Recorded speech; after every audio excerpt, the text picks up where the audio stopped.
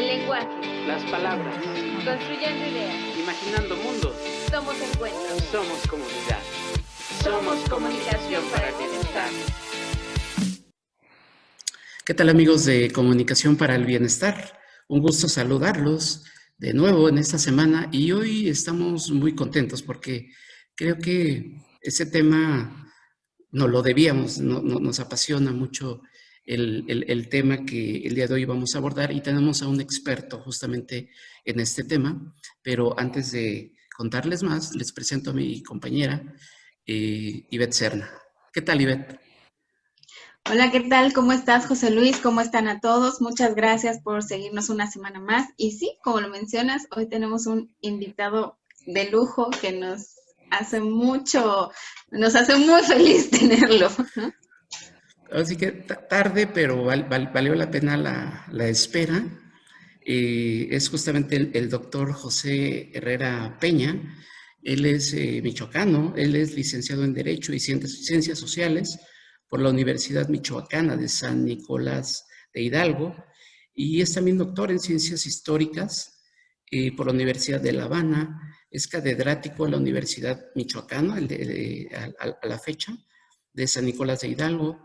Es investigador y ha publicado capítulos de libros, artículos en revistas especializadas y hay un libro bastante interesante que por ahí nos llama mucho la atención, que justamente aborda el tema del personaje que vamos a hablar el día de hoy. Es el libro de la biblioteca de un reformador. Justamente vamos a hablar del tema de Melchor Ocampo. Le damos la más cordial bienvenida, doctor Herrera Peña, perdón.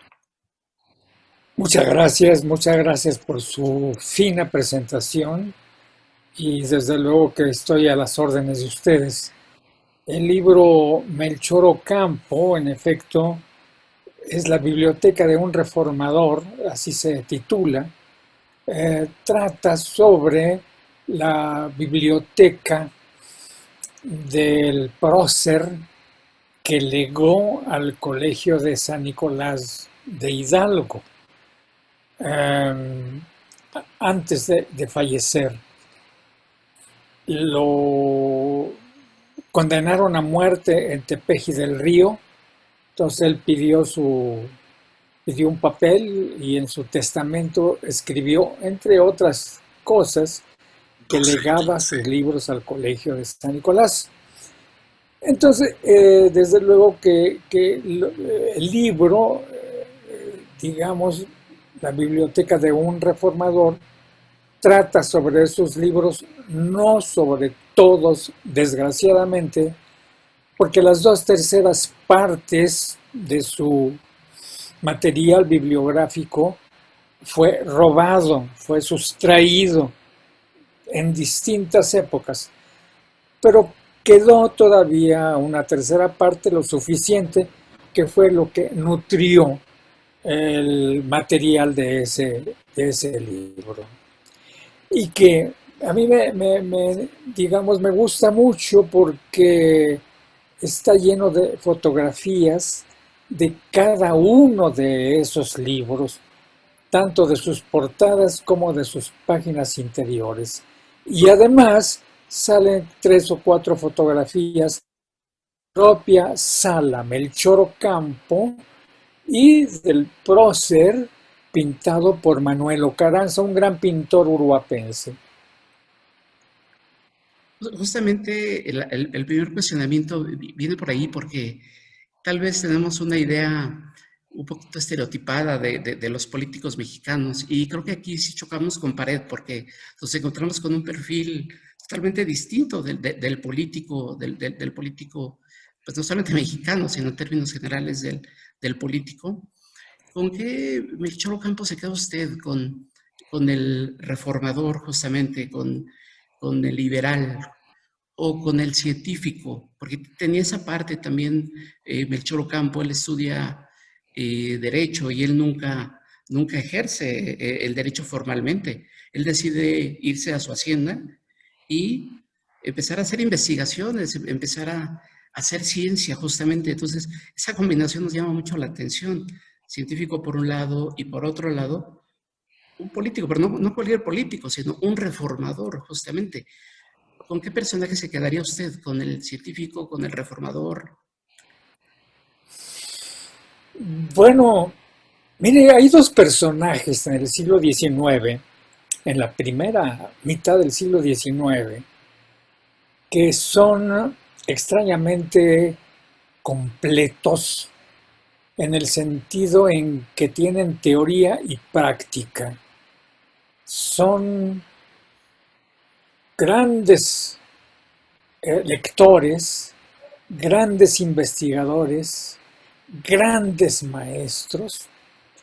Uno de ellos es Miguel Hidalgo y Costilla y el otro es Melchor Ocampo. Esos dos personajes son fuera de serie. ¿Y con cuál se queda uno de ellos? Por ejemplo, en Miguel Hidalgo. Miguel Hidalgo fue 20 años profesor del Colegio de San Nicolás.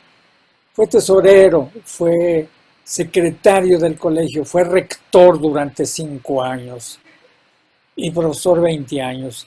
Vivió prácticamente toda su vida haciendo lecturas, investigaciones y dando clases. Y finalmente lo echaron del colegio porque no puede encontrarse otra palabra más que esa. Lo echaron porque era demasiado fuerte la influencia que ejercía entre todos sus alumnos. Por ejemplo, la guerra por la independencia nacional fue jefaturada por sus alumnos, por todos sus alumnos que se regaron en todo el país. Claro, hubo otros que también secundaron o apoyaron ese movimiento, pero sus principales alumnos, digamos José María Morelos, Ignacio López Rayón, entre otros, fueron sus alumnos. Uno fue presbítero, aspirante a doctor en teología, Morelos, y el otro fue licenciado en Derecho, Ignacio López Rayón. Él escribió varios títulos, entre ellos, por ejemplo, las cartas de San Jerónimo a Nepociano. Las tradujo del latín al castellano con breves notas para su mejor inteligencia y se distribuyeron entre todos los curas que había en Michoacán que no habían alcanzado a completar su formación académica. Escribió otra obra que se llamó El verdadero método para estudiar teología escolástica, que está fundado en 60 autores cristianos, paganos, antiguos, modernos, en latín, francés, portugués, castellano, en varios idiomas, en griego. Y ese trabajo le valió a él el primer premio en San Nicolás, 12 medallas de plata que le regaló la Mitra y pues la exaltación como uno de los mejores teólogos del país. Su trabajo sobre teología escolástica, por cierto. Así es que fue un hombre que se dedicó a la investigación, al estudio, lo que no lo frenó para dedicarse a otras actividades prácticas, como los talleres que fundó de carpintería, en aquel tiempo, ¿no? Albañilería, de herrería, etcétera, y que finalmente le sirvieron a él para hacer sus lanzas y sus primeros fusiles cuando ya se decidió por la independencia. Pero es un hombre que luchó, digamos que desde el punto de vista teórico, pues organizaba, traducía las obras de Racine, de Molière, del francés al español, al castellano, y las hacía representar por sus alumnos. Melchor Ocampo fue algo parecido. No estudió en San Nicolás porque el colegio de San Nicolás se cerró en 1811, precisamente porque había sido el semillero de donde habían surgido los jefes de la Revolución de Independencia. Pues, se cerró en 1811. Melchor Ocampo estudió en el seminario de Morelia. Así es que fue compañero de los que después fueron obispos y arzobispos, tanto en la entidad como en la nación. En la nación iba a decir en la república, pero en ese tiempo hubo varias formas de gobierno. Y desde luego estudió la carrera de Derecho en la Universidad de México. Es cierto, no ejerció su profesión, y fue más bien porque las circunstancias lo obligaron a no ejercerla, porque cuando termina su carrera, su profesión, fallece su tutora, que era la dueña de la hacienda de Pateo, y le heredó la hacienda a él, así es que tuvo que, en cuanto concluyó los estudios, inmediatamente se trasladó a Marabatío, donde estaba la hacienda de Pateo, a hacerse cargo de ese inmenso latifundio. Recordemos que entonces pues las haciendas eran enormes, abarcaban miles de hectáreas, ¿verdad? Él se convierte de la noche a la mañana en un propietario que se ve obligado a atender las necesidades productivas no solamente de la hacienda, sino de todos los que viven en ella, porque había peones, rancheros, hombres, mujeres, niños, y se tuvo que dedicar a eso. Se encerró, no había pandemia, pero de todas maneras se aisló voluntariamente y se dedicó a leer los libros de su biblioteca que había formado durante todos esos años, hacer experimentos de zoología, de botánica, a observar el cielo, a descubrir cometas, estrellas, ¿verdad? Plantas, y a estudiar la naturaleza humana, sobre todo, que es lo que más le interesaba. Por eso es que no se dedicó al ejercicio de su profesión. Eso no quiere decir que no haya sido un gran jurista. Lo fue, como lo fue también Benito Juárez, con una diferencia. Benito Juárez había sido profesor de Derecho y director del Instituto Literario y Científico de Oaxaca. En cambio, Melchor se dedicó a los estudios jurídicos. Punto.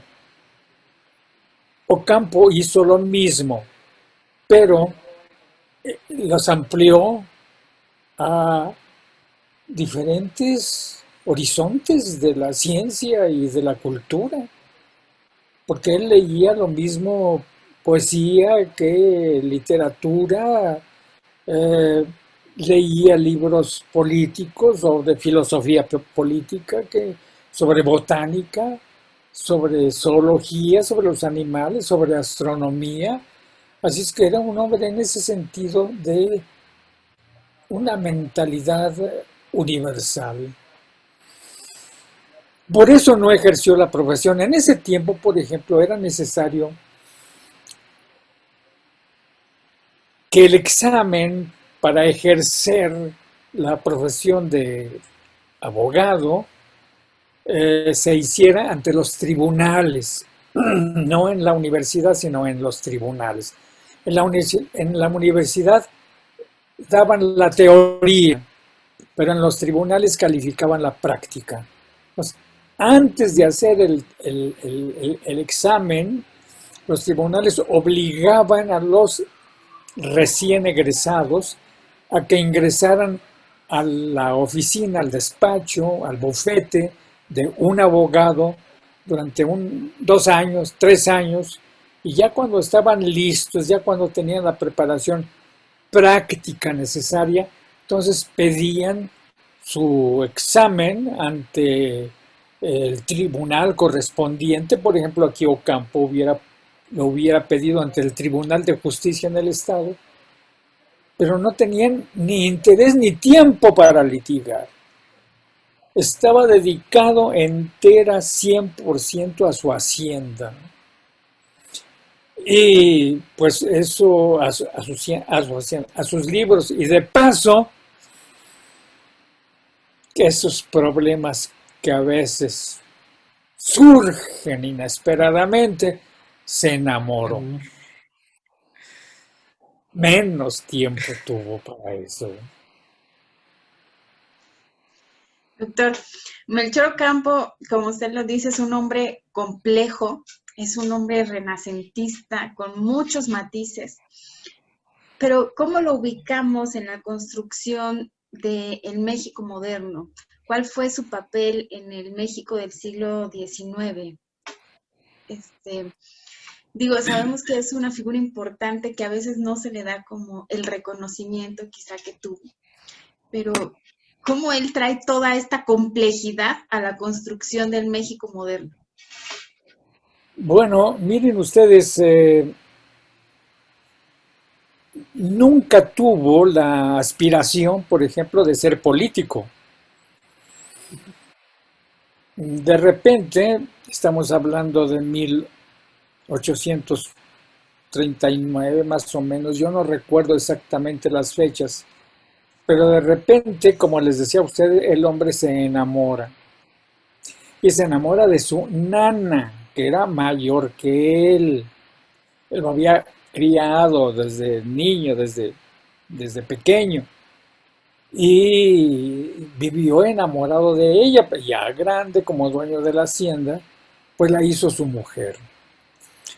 Melchor Ocampo no creía, desde luego no creía, había estudiado en el seminario, sin embargo no era nada religioso, absolutamente nada religioso. No creía, por ejemplo, en el matrimonio eclesiástico. No creía en la religión en general, y menos en la religión católica según se practicaba en aquel tiempo. Era lo que pudiéramos llamar hoy un libre pensador. Le reprochan que no se haya casado con su nana a pesar de estar enamorado. Pues no, efectivamente no se casó porque no creía en el matrimonio religioso. Y no existía el matrimonio civil. No existía.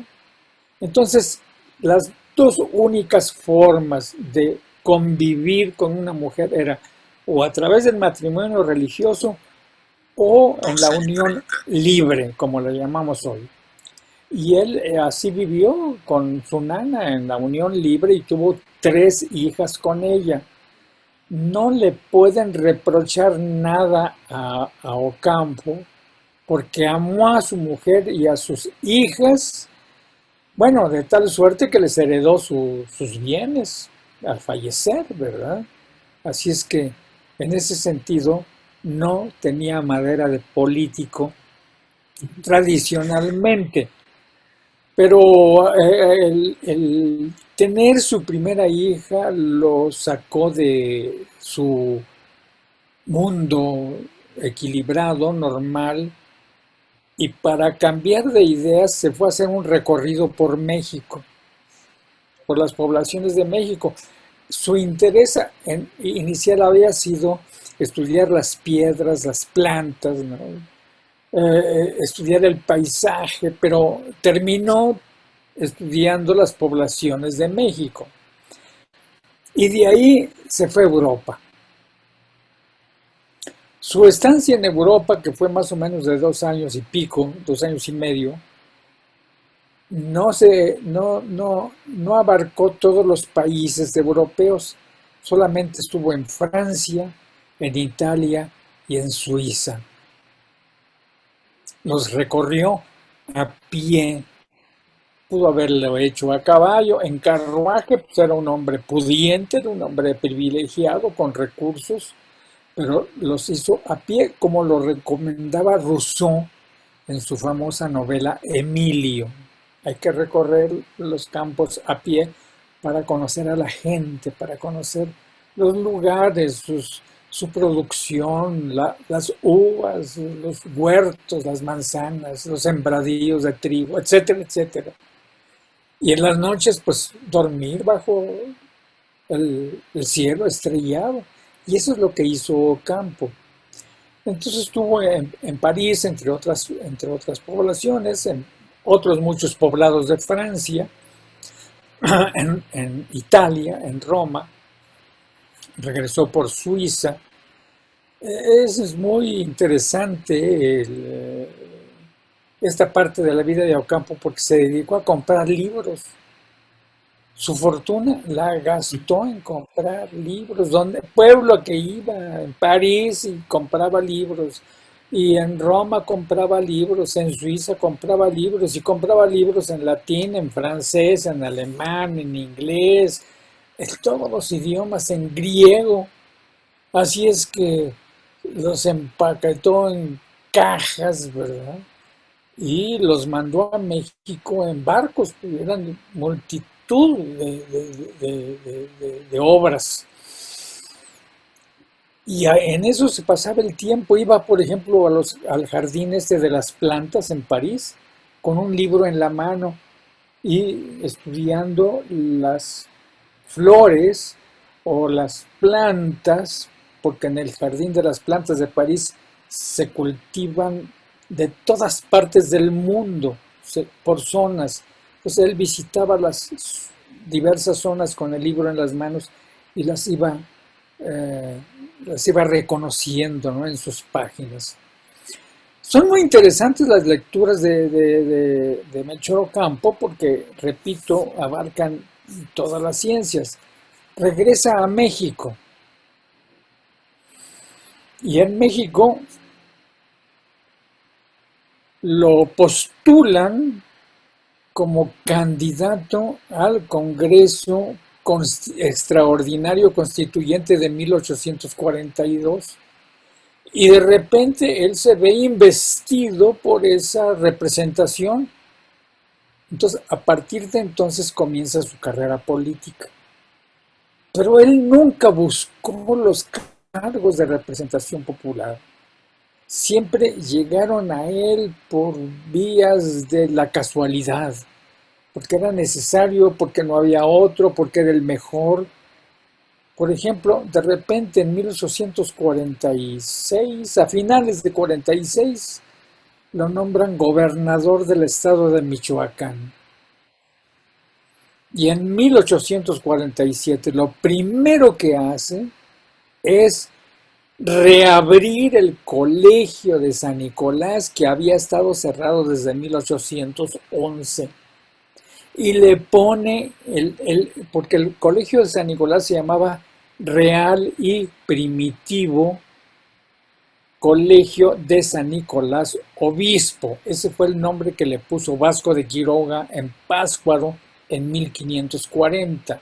Y con ese nombre se quedó hasta 1811. Entonces él lo reabre con el nombre de Nacional y Primitivo Colegio de San Nicolás de Hidalgo, en homenaje a su no a su primero, pero sí a su profesor y a su rector. Y además en reconocimiento a uno de los grandes personajes, como lo había sido Vasco de Quiroga en 1540 también, otro hombre inmenso, ¿verdad? Teoría y práctica, civil, laico y religioso al mismo tiempo. Son de esos fenómenos que se presentan en esas épocas, ¿no?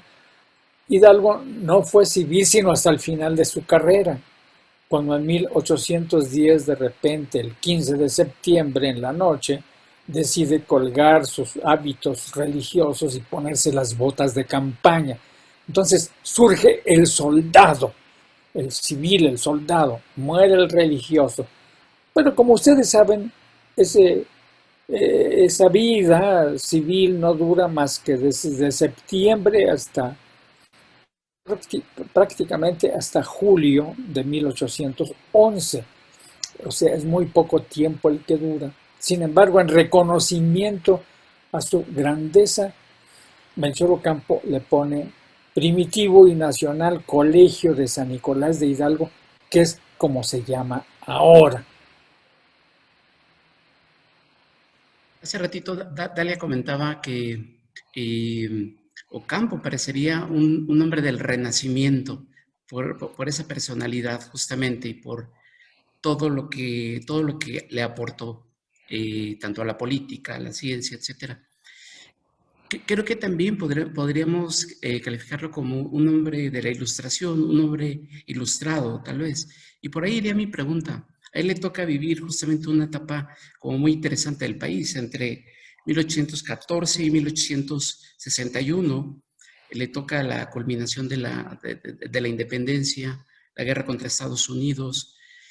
¿Qué tanto influyó en el pensamiento de Melchor Ocampo? ¿Hay algún indicio de que haya influido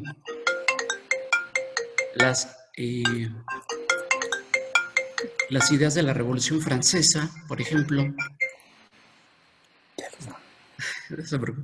Las ideas de la Revolución Francesa, que aún estaban como muy recientes, el pensamiento justamente ilustrado de Kant, la modernidad como tal. ¿Qué tanto hay algún indicio de que todo este pensamiento haya influido en la obra y en la acción de Melchor Ocampo? Incluso la Revolución de Independencia en los Estados Unidos, todas esas ideas libertarias, ilustradas. ¿Hay algún indicio de que hayan influido en Melchor Ocampo? Sí, bueno, justamente por eso les hablaba yo del político que de repente es gobernador del estado y lo primero que hace es restablecer una institución educativa y cultural.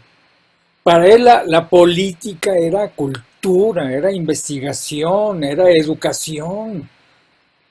Y nombra a su amigo, se llamaba Santos Degollado, no, lo nombra como primer regente real de ese colegio recién abierto. Pero fíjense ustedes, primero reabre San Nicolás, lo restablece y luego organiza el Estado militarmente para crear batallones que se dediquen a luchar contra las tropas invasoras de los Estados Unidos. Eso les revela la clase de político que es un político no solamente ilustrado, sino un hombre de acción, un hombre de empuje, de valor. Manda uno de los batallones primer formados de michoacanos, el batallón Matamoros, lo manda a la Ciudad de México para que defienda justamente el castillo de Chapultepec, Churubusco, todos esos lugares que están siendo atacados por las tropas invasoras. A pesar de eso, dichas tropas se apoderan de la Ciudad de México, pero no se atreven a penetrar a Michoacán, porque Melchor Ocampo los está esperando con las armas en la mano. Y usted me ha hablado de la influencia que tuvieron sus lecturas. Bueno, él leyó varias obras de los rusos, por ejemplo, que le mostraron cómo vencieron al mejor ejército del mundo, al ejército de Napoleón, y no fue con grandes batallas, sino con grandes retiradas y dejándole el campo libre, quemando absolutamente todo, las aldeas, las ciudades, los campos, matando a los animales para que los invasores no encontraran nada. ¿Qué es lo que le propone el gobernador Melchor Ocampo, tanto al gobierno central como a los gobiernos periféricos, a los gobiernos de las entidades? Y no hay uno solo que lo respalde. Pero él dice: a Michoacán no entra nadie, y al contrario, la única forma en que es posible vencer a un ejército poderoso es a través de la guerra de guerrillas. Y él propone la guerra de guerrillas en todo el país, pero de ninguna manera firmar un tratado oneroso para los intereses de México. Sin embargo, los políticos de aquella época, como los de siempre, piensan de manera distinta, ¿no? Ya ven ustedes cómo piensan. Son raros los políticos. Y en este caso, pues decidieron firmar un tratado de alianza y de amistad con los Estados Unidos, con el gobierno de Estados Unidos, con México parcialmente ocupado, el territorio del país parcialmente ocupado, y en donde pues llegan a ceder incluso la mitad del territorio nacional. Todos los estados en primer lugar reconocen la independencia de Texas, la anexión de Texas a los Estados Unidos, reconocen, es decir, ceden Arizona, Nuevo México y la Alta California. Eso, desde luego, Melchor Ocampo nunca estuvo de acuerdo, pero como el tratado tenía que firmarse por las autoridades federales, Cámara de Diputados, Cámara de Senadores y gobernadores de los estados, entonces él se negó a firmar el tratado y renunció. Prefirió renunciar al gobierno del estado para no firmarlo. Aunque la legislatura no aceptó la renuncia, de todas maneras él dijo, bueno, entonces fínquenme responsabilidades, pero yo no vuelvo al gobierno del estado. Y no volvió y no firmó el tratado. Claro, hubo un hombre allá lejano, todavía ni se conocían, se llamaba Benito Juárez, y él sí lo escuchó. Él sí dijo, la guerra de guerrillas es el sistema para poder desalojar al invasor. No podía hacer nada. Él, desde luego, en Oaxaca, era un profesor, Benito Juárez, pero cuando fue presidente de la República y llegaron los ejércitos napoleónicos, independientemente de que conservó al ejército y lo mandó a los frentes de batalla, ordenó que el pueblo mexicano se organizara en forma de guerra de guerrillas, en forma de guerrillas. Y las guerrillas previamente registradas por las autoridades de todo el país fueron las que le hicieron la guerra a las tropas francesas, y prácticamente las que obligaron a estas tropas, a pesar de su superioridad numérica y armamentística, las obligaron a desalojar el país. Así es que Melchor Ocampo entonces no era un político común, era un político ilustrado, liberal. Sí, era liberal, pero él calificaba a los liberales como moderados y radicales, puros les llamaban. Y decía que los liberales moderados no eran más que conservadores más despiertos. Entonces él era puro, él era radical. Y como ustedes saben, los radicales siempre han estado en minoría. Aún en minoría, él fue siempre un liberal puro. ¿Qué significa esto? Que creía en los postulados de las revoluciones del siglo XIX, de finales del siglo XVIII y del siglo XIX, en la revolución de Estados Unidos, en la francesa, etc. Sí, creía en esos postulados, por supuesto. Creían que el hombre puede ser libre, debe ser libre, que debe ser igual ante los demás, ¿verdad?, a los ojos de la ley, y que con base en esa libertad debe pensar, escribir y expresar lo que quiera, lo que opine, lo que se le ocurra, no necesariamente estar sujeto a una doctrina filosófica, política o religiosa, sino ser libre, tener criterio. Es lo que decía Kant justamente. Emmanuel Kant en su librito muy bonito que se llama ¿Qué es la ilustración? Decía, bueno, ilustrar, ser ilustrado es ser libre de cualquier otro pensamiento. El ser humano no necesita un tutor intelectual, necesita ser libre.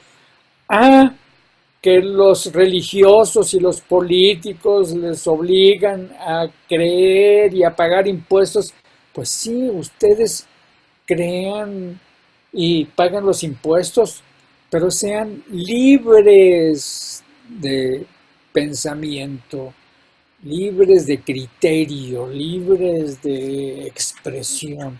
Eso es lo que recomendaba Kant en su obra, ¿no? Que es la ilustración. Exactamente lo que creía Melchor Ocampo.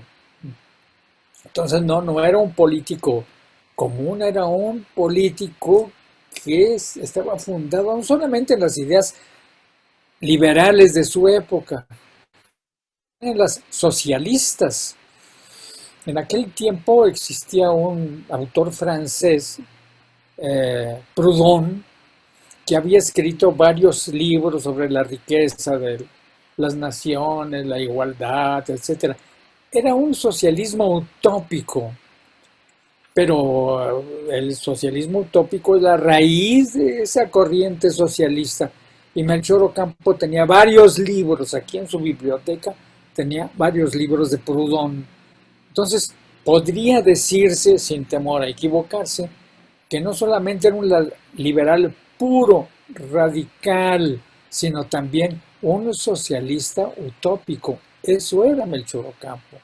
No era un político común, era un político soñador, un político que creía en el destino de la nación mexicana. Lo creía, ¿verdad? Lo consideraba factible, porque muchos decían, no, esto ya se acabó.